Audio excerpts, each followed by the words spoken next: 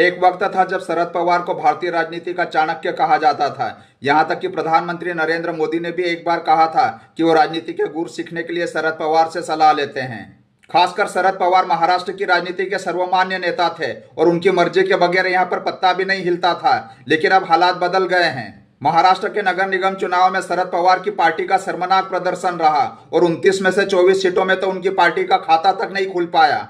देश की सबसे अमीर मुंबई महानगर पालिका की 227 सीटों में से भी शरद पवार की पार्टी सिर्फ एक सीट जीतने में कामयाब रही। लेकिन शरद पवार को सबसे करारी शिकस्त उनके मजबूत गढ़ में ही मिली। पुणे महानगर पालिका और पिपरी चिंचवड़ में भाजपा का पूरी तरह से दबदबा रहा और शरद पवार की पार्टी का एक तरह से सफाया हो गया।